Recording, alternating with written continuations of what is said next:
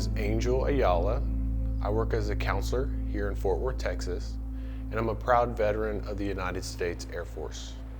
I went into the military right after high school, and I wanted to serve my country, and I also wanted to make my family proud of me because I had a few members of my family that were in the military. There's a terrorist group that bombed our barracks, and it killed 19 Army and Air Force and wounded 300, and I was one of the 300 that were wounded there. And I was wounded physically and emotionally at the same time. And I was actually sitting near a glass patio door on the second story of a building, and so the blast hit the glass and the glass hit me, and I flew across the room. I was completely numb on the left side of my body. I didn't know if I was going to live or die. It was dark.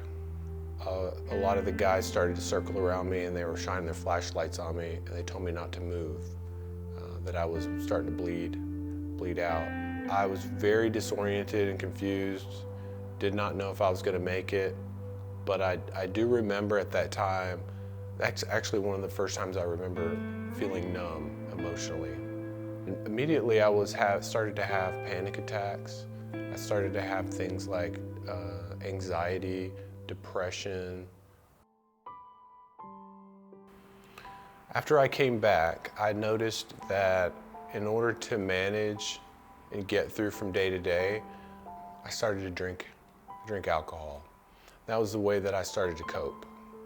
Over time, I started to develop an addiction to alcohol.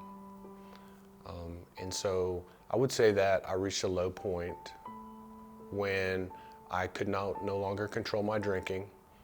I realized that I had untreated alcoholism and untreated PTSD symptoms.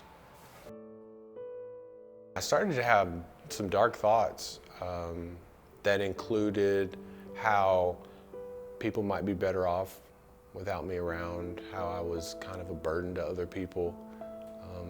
And so I came to a point where I decided that I was going to take my own life. There were a few events that happened around on that same day that made me change my mind. One of the reasons was that I was too afraid to do it, to follow through with it. Another reason was I thought about my family.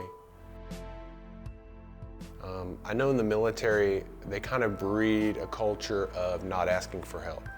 It's kind of a sign of weakness. And so I carried that belief that asking for help is a sign of weakness for a very long time.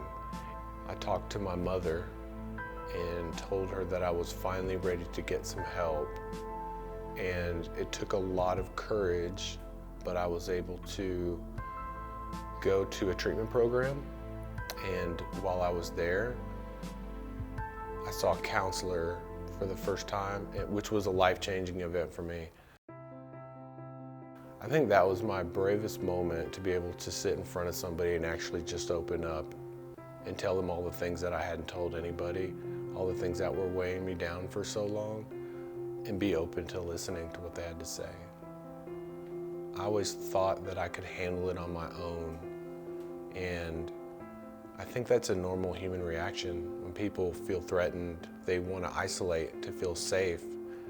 But I found out that the actual way to recovery is through connection.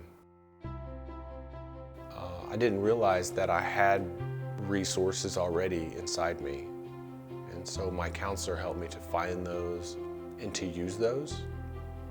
And I started to see positive things happening in my life, and that I could actually do things with my life. I started to feel a sense of purpose.